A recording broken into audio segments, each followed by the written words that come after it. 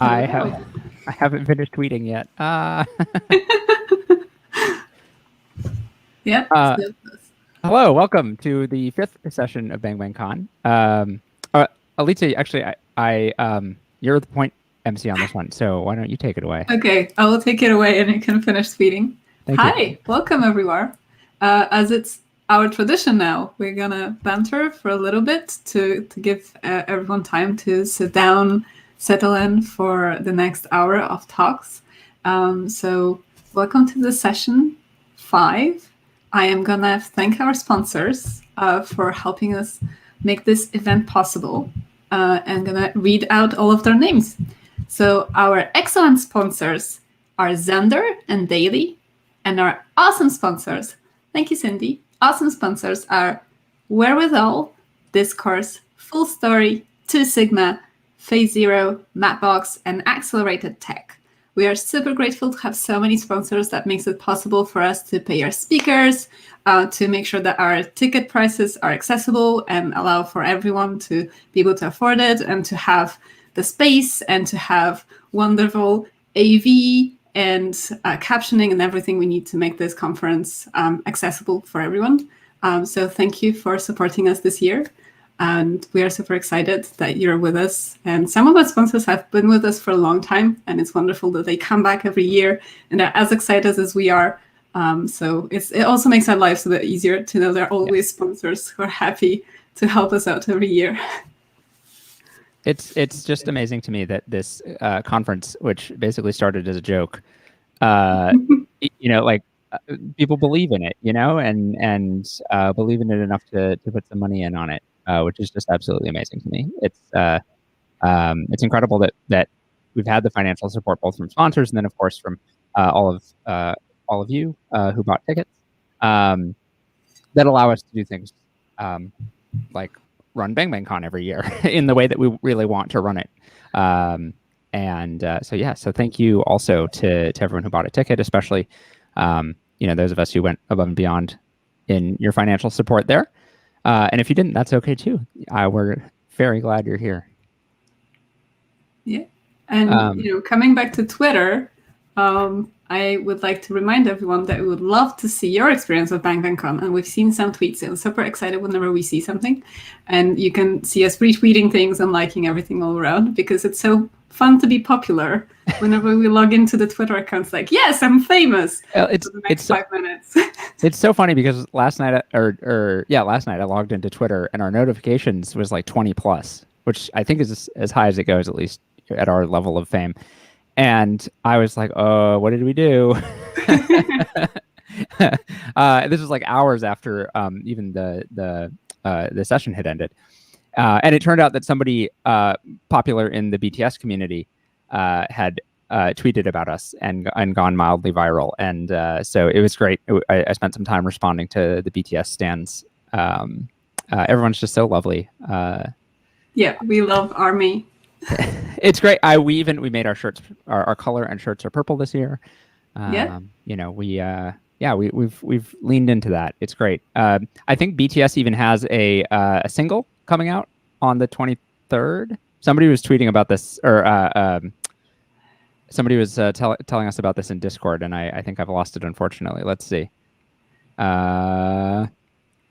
BTS ARMY, a music video will drop at 12 a.m. Eastern on Friday morning with BTS. I think it's called Butter. I know almost nothing more about it except that. But if you're a BTS stan or not, stream Butter on this Friday, I said?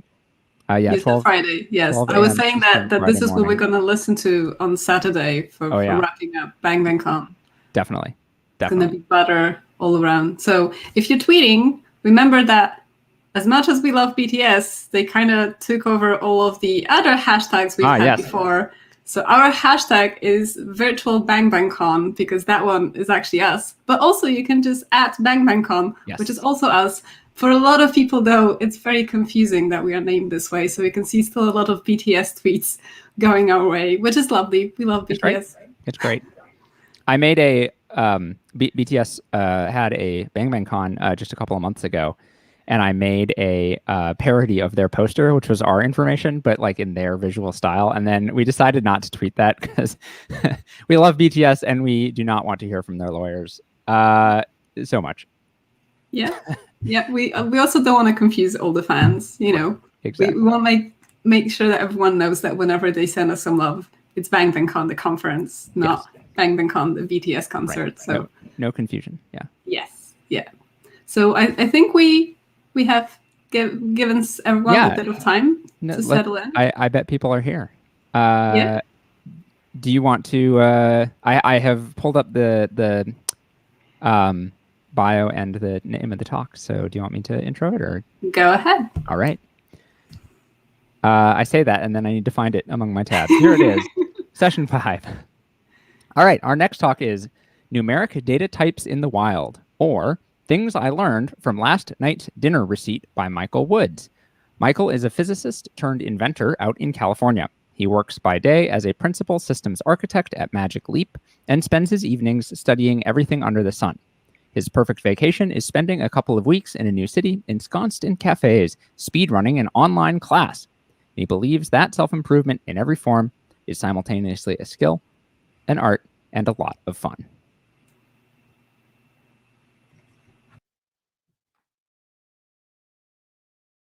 Hi, I'm Michael Woods, and I want to start this talk off with a moment of honesty, which is to say that we're all really here because we're interested in shiny, complicated things at the cutting edge of technology. And this talk is about none of that. Instead, this talk is about going back to the basics, back to the very fundamentals of the things you started to learn to deal with when you first began to program. Numbers, okay? And numbers come along with numeric data types. And there's many numeric data types out there in the world, from any number of integer representations to single, double precision floats, to more complex things like, well, complex numbers or quaternions or the whole menagerie of timestamp formats. And when you're working with these, you have to face the decision of which ones do you use? And how do you make that decision? Well, some people make that decision based on memory footprint. Other ones may make that decision based off of compute performance. Or maybe you're making that decision based off of library support. Maybe there's some complicated function out there in the world that you really just don't want to have to write for yourself. Those are all fine, but I think there's actually some far more fundamental concerns that you should have, okay? And first of all, it's that the numbers and the numeric data types you're using produce correct results. Second, that they produce legible results, which is that a human being has to be able to understand what it's telling him. That's the difference between printing out something that says a circle has an area of 12.566 square meters and saying a circle has an area of 4 pi square meters. One of those gives you a much better intuitive understanding of what's going on. And third, they have to produce coherent results. Okay? Coherent meaning that when you look at the body of results produced by the program, it has to tell a single story. It has to tell a story that makes sense and can be interpreted correctly by the user.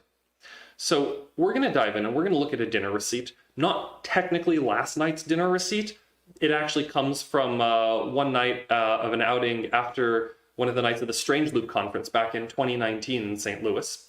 But it is a real dinner receipt nonetheless. And I want you to keep in mind that this is something produced by a software program that was actually written by actual people who had their own hopes and dreams and livelihoods and goals, who thought they were making reasonable choices. And that, because of that, there, but for the grace of God, go we all. So, let's talk about floats. Does anyone recognize this number? Does anyone have any idea what this number is telling them? Maybe some of you. If you do, you were a math nerd as a kid, and that's okay because I was a math nerd as a kid, and that's the only reason that I recognize this number. But this is kind of a crazy number and kind of a number you wouldn't expect people to recognize in the street, that, you know, this is actually representing 2/7.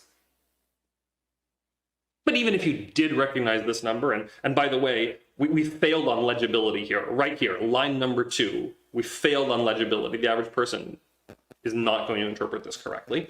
But even if you did recognize this number, you would have to do some sleuthing to figure out that, well, okay, this is 2/7. If that's 2/7, maybe that means the check is being divided 7 ways, and that, after some more steps, will let you figure out these other mega cryptic numbers here. There are a few of them in this receipt. But that's about legibility. So let's talk about something else. Let's talk about floats. Now, there is another serious problem with this number, okay? And that is in its correctness, because this number is unbelievably precise. It is ridiculously, crazily, unbelievably precise. Literally, it is too precise to be believed. And I've tried to give some examples here to help you sink your teeth into it, but I admit, even I don't really have any idea what something, being 1,200 times greater precision than the weight of a single human cell means. So I'm going to try to put this in different terms. It turns out that if you, as a human being, tried to weigh this plate of brisket to this precision, even if you had a machine that could produce that many digits on its output, a fancy, the best scale in the world, and you put this plate of brisket on it, you could not get this number. And the reason you cannot get this number is because the numbers, the output of your infinitely precise weighing machine will vary by more than the precision of this number based on whether or not you're looking at your plate of brisket that you're trying to weigh. And that's because the pupils of your eyes are dark and the whites of your eyes are light. And the whites of your eyes have greater reflectivity than the pupils of your eyes do, which means that when you look at the plate of brisket, there's less light reflected off of your eyeballs that then bounces off of and hits the plate. And because there's less light being reflected off of your eyeballs, there are less photons hitting the plate. And because there are less photons hitting the plate when you're looking at it, there is a lesser photon pressure literally pushing down on that food on that scale. And that amount that photon pressure differs, whether you're looking at it or looking away, is more than 4 times the precision implied by this number. So you can't get it. You literally cannot measure this number. And we failed on correctness.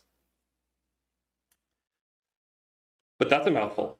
So let's take a step back and let's talk about something different. Let's talk about fractions.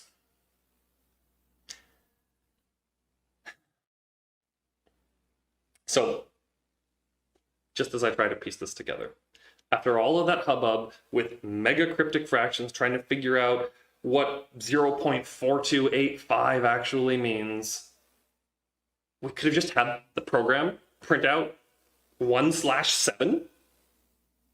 How does this happen? And more importantly, what's going on under the hood? Because if you think about it, printing out 1/7 is not actually an easy thing to do necessarily. It's a weird thing to do. Maybe there's a whole computer algebra system hiding under there that's only applied to coleslaw but not to brisket. So we got to figure out, what is the internal logic here that's going on? And I think there is a clue to the internal logic here, and it's the fact that this is coleslaw, because coleslaw on the menu was a side dish, okay? And side dishes at this barbecue restaurant were sold by the unit, as opposed to the meats, which are sold by the pound. And you can obviously order a fractional pound, but you can't order a fractional unit of coleslaw. So maybe our idea, our mental construct of the internal logic of this program is that all of the main dishes, the meats and such, are sold by the pound, so you get a fractional number when you divide them, and all of the side dishes are sold by the unit. And so, of course, all of the side dishes have to be represented, in all cases, by an exact fractional number. So let's talk about side dishes. As we can see, we've got a side dish that is represented by an exact fractional. Okay, in all cases, side dishes are represented by exact fractional numbers, except when that number would be 1, in which case we have extra control logic to omit it. And that's our new logic. That makes sense here, right? So let's talk about side dishes.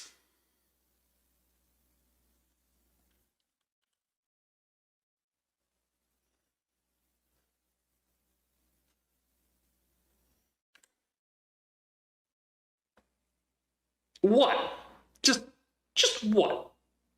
After all of that trouble, figuring out that side dishes are represented by exact fractional numbers, except when that number would be 1, we get this. that's a lot of hubbub. But we're just about to the crux of this, because now we're going to get to look at what has to be my single favorite number on this whole receipt. Okay, this single number that puts to the test our understanding of the internal, or maybe frankly at this point, the infernal logic inside of this receipt printer. So let's talk about floats. Okay, thank you very much. I hope you all enjoyed this. If you did, I've got some social media contact information out there. You can feel free to say hi.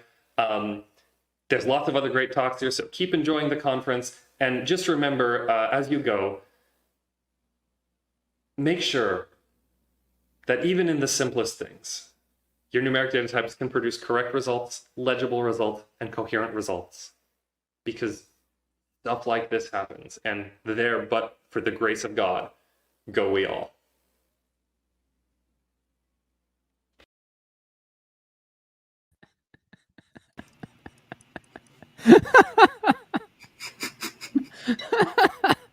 And that's Bang Bang Con stand up.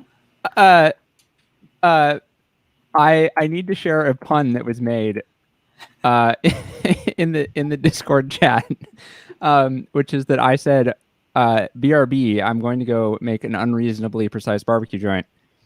And Galaxy Kate replied and said, Oilers broilers. Oh, and I like fell over laughing. That was amazing. Yes. I like that the attention to detail to the smallest things can bring so much joy and laughs. And like, oh my gosh, we got to the end of that one, and there was like the 0.1, and or maybe you don't, for everyone watching, that 0.1 is like not very representable in a lot of floating point contexts, which is the joke about like floating point right there at the end. And so I was like very excited to get into the like math behind like how it can display like 0.1 on this receipt. And then that was the end of the talk. And I am, this is one of those times where I'm like, oh, really, yeah, that 10 minutes, we could have just gone for another 10 minutes. Anyway. All right.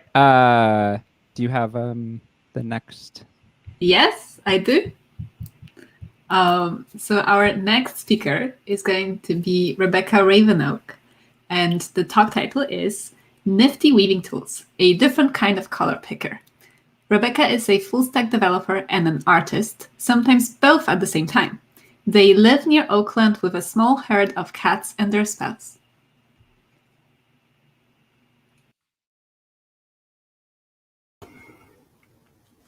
All right. Hi. Hello, everyone. This is a different talk, obviously. This is about a color picker I built for weaving. So let's get into it. Hello, this is me and my loom, who is from the late 1930s. She's really big and really old, and I love her so much. I started weaving in 2013 on this loom because it seemed like a good fit for me and my other yarn collecting hobbies. It's gone pretty well since then. Weaving, it was really interesting to me because it has a long history intertwined with the history of computers. However, that's not what this talk is about. This talk is about the decisions that go into a piece of fabric that I make and how I use computers to help me make them. So what is weaving? I don't expect literally anyone to know what weaving is. Weaving is the process of making fabric using a loom. The loom will hold the lengthwise warp threads taut, and it can raise and lower them so that the weaver can pass the weft threads over and under the warp threads, forming the structure of the fabric. I'm going to talk a lot about warp and weft in this talk. You don't need to know anything else about weaving for the most part. It helps to remember that wefts go from left to right, and warps are the ones that go up and down. So in the piece on the right that you see, it has a white warp that's almost entirely covered by the black and yellow weft. That means the piece is weft dominant because you mostly only see the weft, but other pieces of fabric can be warp dominant, or most of them are balanced, which means you can see both the warp and the weft at the same time, which is useful. So a little story about these towels. As a weaver, one of the things that fascinates me is the series of decisions that go into every piece of cloth. Like, why are things the way they are? Weaving is a really complex process, and 50% or more of the work that goes into my weaving is planning and setup. Making good decisions is really important because, like, you know, if you make a bad decision, it sort of propagates through. The part that we think about as weaving, where, you know, there's a weaver sitting and like doing the thing with the loom and throwing the shuttle back and forth, that's the second to last step in the process. Before I even touch my loom, I have to decide what I am making and what makes this project successful. So like, what yarn do I use? What structure suits my goals? I have to think about how it will behave while I'm weaving and also afterwards when it's a piece of cloth that I'm using. Some decisions are really easy, like don't make wool towels. But others are really tricky, like what colors do I use in these towels that I'm giving to somebody else? Color choices can be really hard because you have to think about how the colors will blend, and they like to surprise you. The towels you see over there are my least favorite project, probably. I thought the purple and brown would be really pretty together, and they look really bad in person. Most people that work with color have experienced this, where the colors that look good separately blended into icky mud. So you can solve this. The traditional weaving way to do that is to make a bunch of samples and inspect them and then make your decisions. But that's pretty slow and boring and can be expensive if your yarn's really expensive, and it doesn't always work. So a lot of people don't like making samples. I don't. Clearly, making these horrible towels didn't stop me from weaving, but it did make me kind of cautious about colors.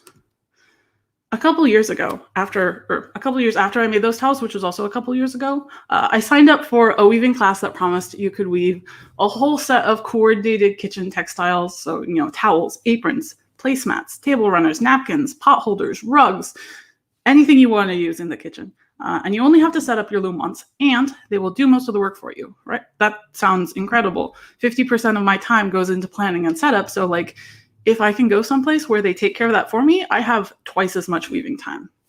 And then this is what I came home with after 4 days of weaving. I made 9 yards of fabric, which was honestly kind of a cool personal record for me. I learned a lot about the decisions you can make while you're weaving. So like, you can change your colors, you can change the texture of the fabric. But I also learned a lot about how making good decisions up front really changes the quality of your final project. The class was coming up. They sent me this image, which is some yarn wrapped around a ruler. It's like a quick and easy way to make a sample, but without doing any actual weaving. But you do have to have all of the yarns on hand, which is fine if you're a weaving store and not great if you are a person who lives in a small apartment. Based on this design, I had to pick the colors I wanted to use from the 76 colors this yarn comes in. So there's 5 separate colors. There's 76 possibilities. That's 2.2 trillion opportunities to make really, really ugly towels. And I was terrified, obviously. Like that's an intimidating amount of choices. But here's what I did. I built a color picker using the product images for this yarn off of the school website. There are literally divs with background images and a little form that lets me change the color code in the image URLs. It sounds totally cheap and botched together, and it is, and it totally worked. I picked out my colors and I shared the tool with my classmates, and they loved it. And that's kind of where I expected this project to end, but it didn't. This was a huge hit with my classmates and the staff at the school. They asked if I would be up for building a more general purpose stripe tool, and of course I was, like that's what I do. My janky demo with 1 stripe pattern and 1 yarn turned into a whole web app with a color palette and multiple types of yarn and stripe patterns and a huge log of backlog product requests. Right? Like that's success in software. Like you have people using it who want more, and so you're like, yes, I did it. I'm so powerful. When the pandemic hit and classes had to shut down, we started stress testing it with kits that people could design and weave at home. And that was all great, but there was one piece missing. Remember how colors like to surprise you? So the problem with these towels wasn't that the purple and brown looked bad next to each other, but that they blended in a really gross way. So the top half of this picture, you can see what they look like unwoven, just like stripes next to each other. But the bottom half shows you what it looks like once you start passing the left back and forth. The brown stripes stand out a lot because the yarns are the same color, so they kind of reinforce each other. But the purple stripes kind of fade into this weird, funky horribleness. My stripe tool could have shown me the unwoven stripes, and I might have made better decisions based on that, but it wouldn't have told me what the final cloth would look like. So hasn't anyone solved this already, right? Weaving has been around for 8,000 years.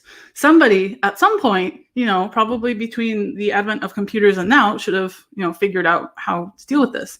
And they kind of have. There's a whole category of software for weavers called weaving software that's used to design cloth and optionally control computer-driven looms. You can do really cool things with it. However, it is expensive, and it has a steep learning curve, and it is not designed for picking colors. This is Fiberworks, which is a very popular and feature-rich weaving software suite, which I use personally, and its color palette is almost as good as MS Paint. Like, how do you even get accurate colors using this? You don't. You can, with some work, find an accurate RGB color for a given yarn, then input it and use it in your design. And if you're really dedicated, you might convert all 76 colors of this yarn to RGB and enter those and redo that every time you want to make a new project. And that's terrible. I've done it once. Just don't. Nobody does this. What actually happens is that people pick colors that are close enough and hope for the best. And it's a great way to be surprised, usually in a bad way. But unlike Fiberworks, we have a color palette that works for us. It's built into the stripe tool. It's specific to one kind of yarn, but that's how yarn actually works. You either buy it from a company with a large range of consistent colors, or you dye it yourself. People who dye their own yarn are generally pretty happy with surprises because it kind of comes with the territory. But the rest of us tend to just buy our yarn, and that's a pretty big group of people, honestly.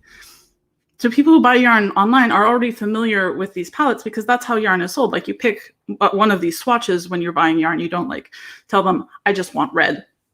So the flexibility of that's built into Fiberworks with its complete RGB color system actually works against them, because very few people actually want to convert these swatches into RGB colors. It's just not fun. So we have everything we need, right? Like, we've got the color palette that works, and we have enough HTML to be dangerous. So we can have weaving software with really accurate colors, and it's pretty straightforward. So some quick background more about weaving. This is what a weaving draft looks like. The bars on the bottom and on the right have weaving instructions, and the large center section shows you what the woven cloth will look like. Every pixel in the center represents one thread crossing over another, and whatever thread on top is the one that's visible. It's a fun logic to do it's a fun logic puzzle to make one of these by hand, but obviously it's a lot faster to have a computer build it for you. The stripe tool used divs because that was good enough, but this requires more complexity, and that's where SVG comes in. If you're not familiar with SVG, it's just a tool that lets you draw based on coordinates, like draw a rectangle that's 100 by 200 starting at some specific point. The skeleton of the draft we can draw based on those rectangles, and then the colors are defined by patterns. You can describe your warp and your weft stripe with patterns in SVG, and then make a mask that describes the texture of the cloth based on the weaving instructions that you can see in the draft. If the warp thread should be on top, then the mask will let the warp color through, or it will cover it with the weft color, just like the way fabric works. To change the colors, you only have to change the warp or the weft pattern, which is great because that's computationally very cheap. If you're editing it and you're changing the weaving instructions, all you have to do is, recompute and redraw that section of the mask, and it's still pretty fast to do in the browser, which I think was my initial biggest concern about this. Is it going to be performant? And it was. So I want to end by showing you the kind of power this tool has. These are all the same design in different colors. The staff at the weaving school was really, really excited for this. And they made a whole series of designs based on celestial bodies, and I think they're incredible. Some of the colors are super subtle, so others are very contrasty, and it's all possible because computers and weaving are best friends like peanut butter and chocolate. And so that's it. I want to say thank you to the staff at the school and my classmates for all of their ideas and inspiration and feedback and bug reports. I couldn't do it without them and without the backup of my weaving community in general. Thank you all for coming to my talk and hanging out, and I'll be around on Discord to answer any other questions you have about weaving or literally anything else. It's been great. Bye.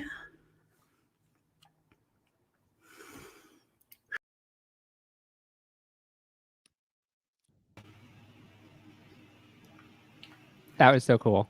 I loved the Bang Bang Con pattern. Yeah. Towards the end there. Very connected as a fellow yarn crafter. very connected to this talk and all the pain, and now I want to use it for knitting because I'm running into the same issues. So it was awesome. That was I definitely like, I see SVG all the time, and I've used it like once or twice, but it's such a powerful tool, and just seeing how you can build, you know, these kind of like graphical representations of things so quickly, and like programmatically. Like, I don't know, I always reach for like JavaScript Canvas or you know, something like much heavier. I don't know if that's really like heavier weight, but like there's like a lot less built into it versus SVG, where you're just like, yes, please draw me a rectangle. I think if someone described SVG the way, to me, when I started out, the way that Rebecca did in their talk, which was like, oh, it's just a thing you drop shapes in to draw. But like, Right. oh, that sounds super easy and not intimidating at all. But when people introduced me to SVG, it was like, here is a bunch of numbers in these tags, and now you have to figure it out on your own. I'm like, great, bye, thank you. And I feel like a lot of people get into SVG through like opening up something generated in like Adobe Illustrator or something, where it's just like, you know, it looks like that receipt from the last talk, and you just have no idea what's going on. Versus if you lovingly handcraft it, then SVG is a very friendly file format. Yeah. For some value of friendly. Awesome. Do you want to introduce our next speaker? I would be happy to. The next talk is It's My Party and I'll Build My Own Virtual Social Platform If I Want to, by Sarah Farquharson. Sarah is a lifelong generalist who enjoys writing code, aerial silks, and talking enthusiastically about her myriad of other interests. Previous short notice projects she has thrown together for her birthday include learn to scuba dive, perform a cello concert on a cruise ship, and put on a guest-filled charity fundraiser live stream.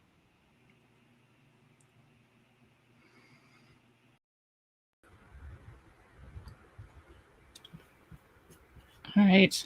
Hello, and welcome to my talk. It's my party, and I'll build my own virtual social platform if I want to. My name is Sarah Farquharson. I'm at Fabrifact on Twitter. I'm going to talk to you about why I wanted to throw a virtual birthday party in the first place. Mainly, it's because I like making a big deal out of my birthday. As you heard in that introduction, I have previously thrown a cello concert. I have baked hundreds of cupcakes for complete strangers at events. I have gone to Europe twice. I like doing a big thing and potentially inviting all my friends to participate. In 2021, I was thinking maybe I would rent a castle in France. Then COVID happened, and it turns out that throwing big parties or going to France were not on the table. But I still wanted to do something, and I wanted to be able to invite all of my friends. I have a distributed friends network of people all over the world. So where could I hold it? The simplest solution is video call software. All of us has gotten very familiar with Zoom over the past year. Multiplayer games are another option. I have gone to concerts in Minecraft and birthday parties in Animal Crossing. And there has been an explosion of purpose-built social spaces just for holding events in a more fun way than either of these other two options, including Skittish, where we're holding the hallway tracks for Bang Bang Con this year. So which of these did I want to choose? First, I have to know what makes a good party for me. One of the first things that has to be accessible. And I don't necessarily mean in the closed captioning sense, although that is very important as well, but just people being able to access it. If I were to have my birthday party in France, only my friends who can afford to go to France would be able to come. Same thing if I hold my party in VR chat, only my friends who have VR rigs would be able to attend. So I have to think about what kind of tools everybody will need to use to participate. Then I would like to be personal and personalize it a lot. You can't tell anything, this image in the top corner, but for real life parties, I have spent dozens of hours hand making dozens of LED candles to string from the ceiling to get a floating candle effect. I like personalizing my space. And I also like personalizing my look. This is what I look like, and I like dressing interesting at real parties so that it forms a conversation starter. And I like having that in my virtual spaces as well. I also like it to be spatial. The worst kind of party that you go to is everybody stands in a big circle listening to the two most opinionated people talk. In a really good party, like a house party, there'll be people in every room talking about different things. These people over here are watching YouTube. These people are talking about cooking. Some people are throwing ball in the backyard. Getting that effect of where you can wander from room to room and see what different people are up to, join this party, go see the cat in another room. That's a really valuable thing that I would like to replicate in a virtual space. Speaking of pets, pets are an extremely important part of parties because that's how your introverts can interact with people without having to walk up to a group of strangers and insert themselves into a conversation. Instead, you go and find the cat and everybody just talks about how cute the cat is. Kate Compton here at Bang Bang Con, actually in Skittish, introduced me to a great term for this from Gretchen McCulloch called cheese plate, which is another way of thinking it. In a real party, you have the cheese plate, which both you go into the kitchen to get some cheese and you talk to people about, oh, have you tried that one? And also it gives you a way to leave conversations in a polite way. You just say, oh, sorry, gotta go grab some more charcuterie from the board. So having those sort of interactive ways and reasons to move from space to space are very important. And the cheese plate or the chat pad implies more than just the conversation topic. It's also that interactive thing. There's been a lot said about how video is important when trying to communicate online, because that way you can see faces. It's more than just words. And in a virtual space, I want either to be able to, for the person I'm talking to know that I'm laughing at their joke, even if my microphone isn't on. I want to be able to wave at somebody across the room without necessarily interrupting whoever's speaking. And a lot of times I want to sit in the corner, maybe doing something weird and see if anybody comes to join me. That's what I do at real parties. And I want to be able to do that in a virtual party as well. So maybe we have some kind of virtual drawing space off in the corner there. So which of these spaces meets the requirements? Video calls are pretty much right out. They only support that kind of one or two people talking at a time and everybody else is just an audience, and it's hard to get a real party feeling of that. Multiplayer games can be great, but I don't actually play any of them, and so I don't know any that all of my friends would find accessible. So the purpose-built social spaces seem to be so great. Unfortunately, a lot of the best ones like Skittish and RC Together, they're not even out for public consumption now, let alone when I was trying to work on this in December 2020. And the other ones that were available were fine, but Gather was one of the ones that I tried that was almost right, but I couldn't make my character have blue hair, and that was really important to me, and I couldn't do a custom map the way I wanted. So obviously I decided to build my own space. It seemed obvious, like, it had been almost a year since people started putting events online. Why hadn't anybody successfully made this? So I was going to build my own. First off, I need a UI. I know that I like that game-like UI, so using a web-based game framework seemed obvious. It would be accessible to anybody with a browser, and the game framework would handle all the putting in maps and avatars moving around, so I wouldn't have to write as much code. I found a game framework written in JavaScript called Phaser that did most of what I wanted to. And a lot of these things, you can use the tiled map editor. These are all open source software. You can just make maps using free assets. And for free, now I have a great UI. Now I need to communicate with people. This is definitely the hardest part of it, but there is a protocol called WebRTC. It's an open source technology for peer-to-peer communication. The RTC stands for real-time communication. So it does real-time audio and video as peer-to-peer. It's open source. There's tons of libraries available, and it works just in your web browser. It's good that the libraries are available because implementing it from scratch is a little tricky if you don't know what you're doing. But I found another open source project called Jitsi, which is a video conferencing software. It uses WebRTC under the hood, and it allows you to do video conferences and also modify it. So here I could modify and put my own visual front end instead of the regular video call front end. So to add that feeling of space, the magic sauce is to make multiple conversations possible is audio spatialization. With the Jitsi video conference, all you have is that video conference problem of everybody in the same room. But with spatialization, if you're on a map, as you get further away from a sound, it gets quieter until finally you can't hear it at all. So if you're different people standing in different parts of the map can have different conversations, while technically being in the same room still. So you can still easily wander from one conversation to another. It seems perfect. And luckily somebody had already made an open source library to do audio localization wrapped around Jitsi. It seemed I was home free. And in about 2 weeks, I had managed to make a this little map here where I had avatars. I could join the call. I would have video and audio, and it would be spatialization. Seems like I'm home free, right? So this is when I learned the hard way why my perfect system did not exist already. The main thing comes down to performance. Peer-to-peer connections, especially using video, do not scale. If I want to have 100 people at my virtual birthday party, I would have to be sending my video stream to 100 people and receiving 100 people's video streams. And it turns out it falls apart at more like half a dozen. And in order for that spatialization to work, as I said, you're all in the same room. So you can't even cut it out by, 10 people over in this room and 10 people over in that room without losing that spatialization aspect. So now, and then you add your game front end on JavaScript on top, and it's just a performance nightmare. So now you have to have a server. You need to learn how to run a server that will take all of that video and audio and crunch it into a custom stream for every person. So either you have to do a lot of server coding, or you have to pay a third party who will do this for you. And it does take quite a lot of server performance. So there's not really any free services available for this. Then that's not even getting into all the polish. You maybe want authorization so only people you invited can come to your party. You want error handling so that when something goes wrong, your friends can reconnect. You want more customization. You want actual accessibility so everyone has an equal opportunity.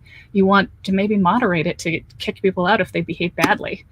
So in the end, I didn't successfully hold my party in my own virtual social space, but I learned a lot, and I'm going to keep working on it.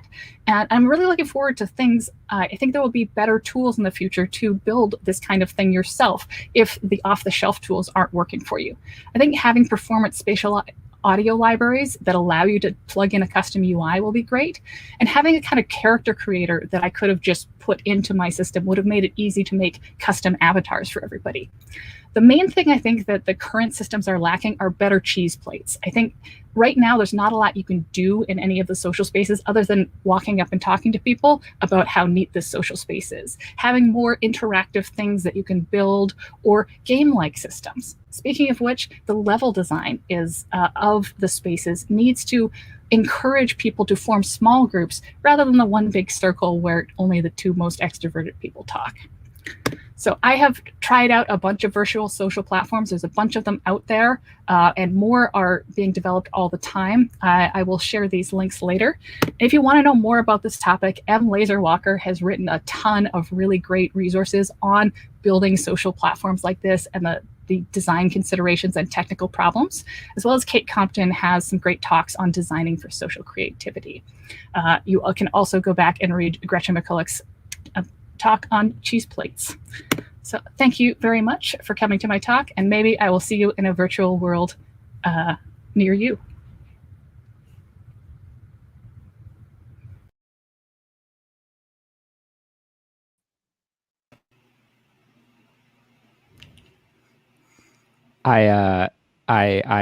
It's cool that there's a shout out to Skittish. That's what we're using. For anyone not who didn't get a ticket, we're using Skittish as our like virtual space after, and it's cool. We the creator of Skittish is is at Discord, and so there was some good discussion about kind of the features that were there and missing in the platform that we're using. So that's cool. It's a super interesting space that I feel is like just starting to get explored. Yeah, I like so as someone with misophonia, maybe I don't love the idea of people eating in a shared social space, but I like the idea of cheese plates as something that you can like come to and grab something. Like when we had Bang Bang Con in person last time, Bang Bang Con East, and we had those amazing chairs that you could kind of like hide in if you put two of them together and you put a blanket and then people were hiding. Yeah, I would love something like that in a virtual space when I can go there and be like, I love you, everyone, and I need 10 minutes with no inputs, but I'm not going to jump off. Yeah, we need more physical things. I feel like you could do, the mention of cheese plates at the end. Like you could have like a cheese meter that slowly runs out, and then like you have to go eat like eat in game, which just like encourages the groups to like break up occasionally. Yeah. It's like contrived, but I don't know. I'm just brainstorming. We should jam some more ideas. I guess on Discord we can jam ideas on how to make it even better, especially, you know, since we are doing this virtually, improving our experience as well. It's awesome to think about this. So thank you. This was delightful. I love that you're celebrating your birthdays. I think birthdays, as someone who comes from a family with a lot of siblings, the birthday is the most important day of the year because it's my day. It's the only day that's mine. So I appreciate Happy birthday, Sarah. I don't know when your birthday is, but happy birthday. Happy birthday. So do you want to read this next one? yeah, I will try. I mean, I am used to a lot of consonants in my native language, so right, I will do my best. So Amara Yeager is gonna talk about the musical password manifesto. You have nothing to lose but your FRDQWCK7Y23CYPQ bang bang. And Amara is actually here to introduce the talk. Hi. Hi. Thanks so much for the intro. All the talks have been really great tonight. Yeah, we are super excited. Did we read the title right? Yes. Yeah, I made that intentionally long and terrible to reflect the situation with text passwords, which we'll get into more in the talk. Perfect. How awkward is it going to be that I'm going to read your bio with you here? Feel free if you like. Perfect. So as you can see, Amara is with us. Amara lives in Brooklyn and can often be found rollerblading through local grocery stores. A recent Recurse Center alum, she likes to pet dogs, make beats, and ride her bike. True facts about me. Awesome. Yeah, I think without further ado, let's just roll the talk and hear about some musical passwords. Thanks again, guys.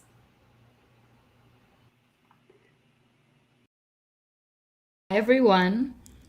Today, I'm really excited to tell you all about musical passwords and how you can make authentication more fun. This topic is pretty new to me, and I had a lot of fun learning about it.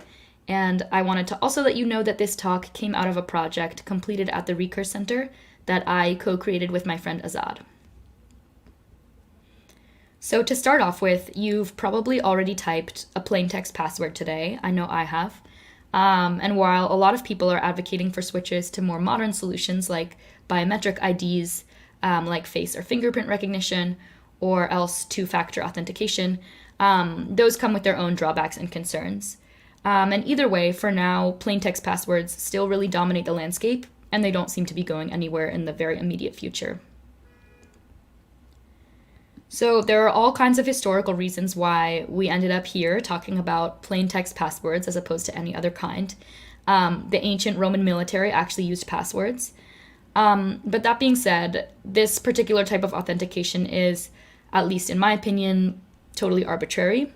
And for me, it's kind of fundamental to my view of the world to question why things are the way they are and just explore and imagine ways that they could be different. So, in summary, authenticating with a plain text password is a pretty arbitrary convention, and for most of us, typing out a randomly generated sequence of characters does not spark joy. Authenticating with a musical password is definitely equally arbitrary, and in my opinion, it's also a lot more fun. So I've created a stripped-down implementation of musical password authentication, which should give you what you need to implement it in your own projects.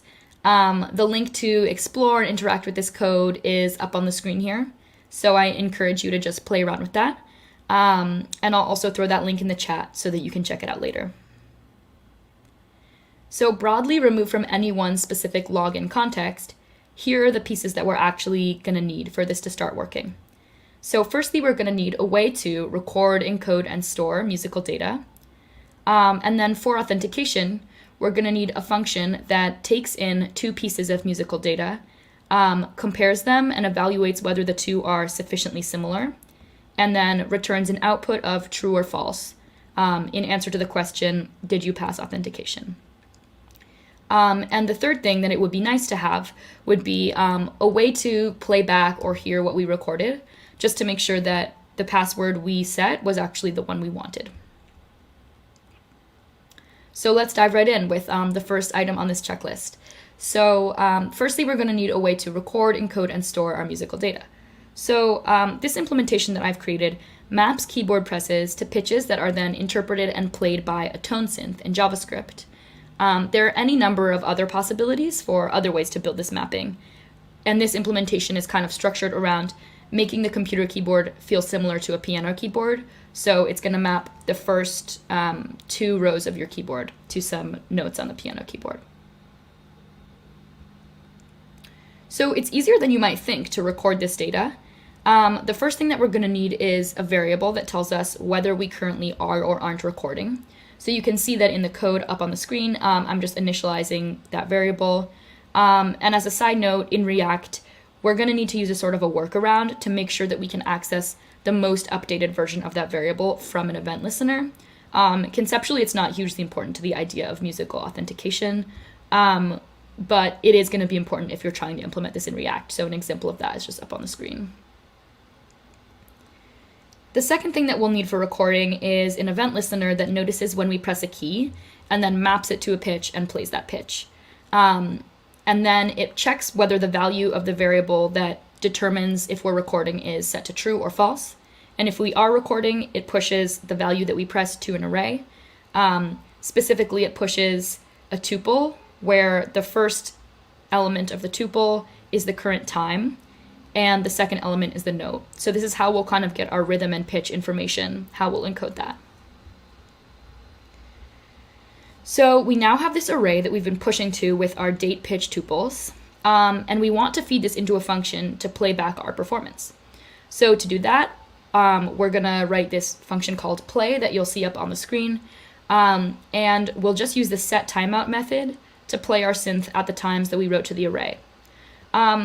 So this should totally work because the set timeout function just allows you to delay actions a certain amount of milliseconds. Unfortunately, we have one problem that's a pretty significant one, which is that recall that our dates are in the date.now format. And so what this is going to end up meaning is that since this returns the number of milliseconds elapsed since January 1st, 1970, we will have to sit around for about 50 years before these notes start to play. So that's not ideal, but 50 years is a lot of time to think. At some point within that 50 years, while you're waiting for those notes to start playing, it might occur to you that you could just write a function to solve this problem, and the function that you end up writing might look something like this. So this is a process performance function that its purpose is just to solve this issue of having to wait 50 years. And what it does is it basically subtracts the initial date off each date in the array. So that gets us the time intervals between notes, starting at 0 for the first note played. And we'll just call this function right when we press a stop recording button. And after that, if we click play, we won't have to sit there for 50 years. Our performance will have been processed and it will start right away. So just to revisit our checklist, here's where we're at. We have found a way to record, encode, and store musical data. And we've even found a way to play back and hear what we recorded instantly. So that's great. And the only piece that remains is the second item. So we're going to need to write a function for authentication that is going to take as input 2 pieces of musical data and decide whether they are sufficiently similar. So let's dive into that. So for authentication, now that we have our musical data encoded in an array, this is really no problem. It just amounts to comparing 2 arrays to one another. So let's kind of build this up step by step as to what we're looking for. So first, we'll need a function kind of like this one. I called it compare notes because that's what it does. It compares each note in the 2 arrays. So if any of the 2 notes are different, the two entries aren't the same, and we'll be pretty strict about this. So we'll say that if any note in the 2 arrays doesn't match with another note, then you've failed authentication. It's not the same password. And next, we'll need a function kind of like this that compares the times, which represent the rhythms, in each array. So the big question here is, how similar do we need the 2 arrays to be to actually pass authentication? It's kind of unreasonably hard to get this right to the millisecond level on 2 takes on our little plastic computer keyboards. which is why this function has a threshold parameter. So this means you can set how many milliseconds of error you'll allow. So putting that all together, we can use our function to compare pitches and our function to compare rhythms inside our bigger comparison function.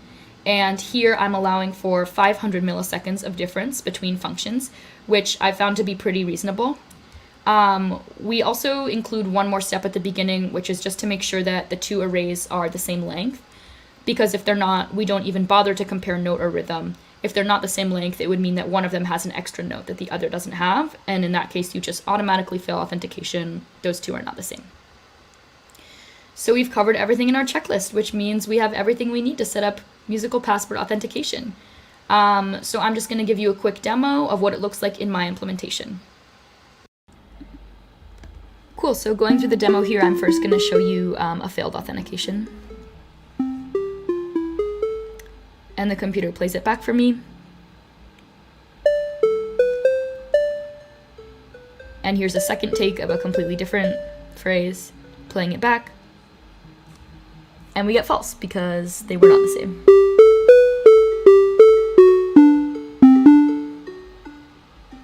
Now for an example of true, I just played one phrase.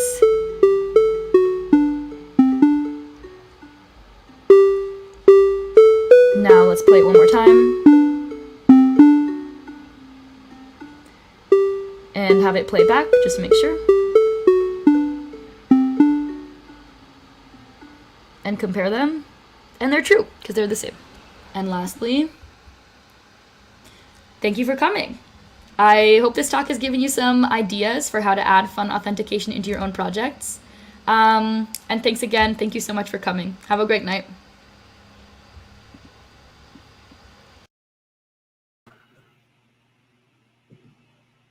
My heart jumped for a second, like, is this another string we need to read on the stream? But thankfully, Amara took care of it for us.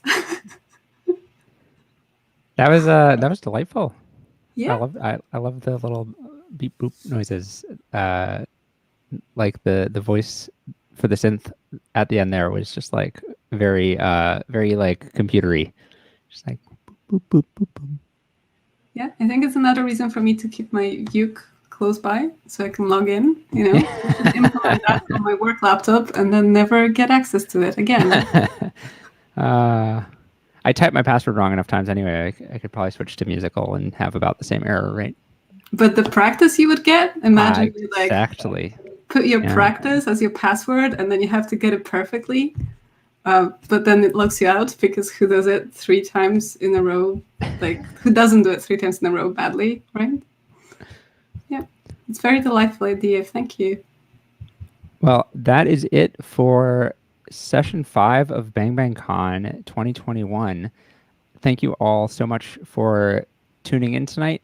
And if you are a ticket holder for Bang Bang Con, please join us on Discord and in Skittish after the stream ends. And yeah, let's. Can we throw up the sponsors slide one more time? Just another shout out to our sponsors, especially Xander and Daly, for being excellent tier sponsors, and of course all of our awesome sponsors: Wherewithal, 2 Sigma, Phase Row, Discourse, Full Story, Accelerated Tech, and Mapbox. Links to all of our sponsors' websites are on the homepage of bangbangcon.com. If you liked the stream tonight, please tweet at us at BangBangCon on Twitter, and also using the hashtag #VirtualBangBangCon. And then that is great, and we can do the like social media interaction thing. I make it sound so awkward. Sorry. And we would like to also thank our wonderful speakers today again: Yes. Michael Woods, Sarah Farquharson, Rebecca Ravenoak, and Amara Jaeger.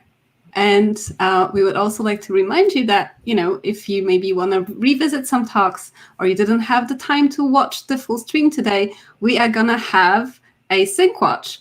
But because tomorrow is our only day during the week where we're going to have a sync session in the morning US time, meaning 11 a.m. PT, 2 p.m. Eastern. This is the time when we actually are not going to have the sync watch for today's session. The sync watch for today's session will be on Thursday, May 20th at 11:30 p.m. IST, 8 p.m. CST, 7 p.m. BST, 2 p.m. EDT, and 11 a.m. PDT. So remember that the sync watch is a day later because tomorrow is the day for our midday US/Canada time session, and then we'll have the sync watch for that session in the evening. So it's a bit moved around, but it will be there. It will be available for you to watch. And all of this is available in your local time zone if you have JavaScript enabled at bangbangcon.com/program, or you can just click on the schedule link from the front page right at the top there, and that will show you the schedule for tomorrow. Yeah. Great. We will see you all later. Thanks so much. Thank you.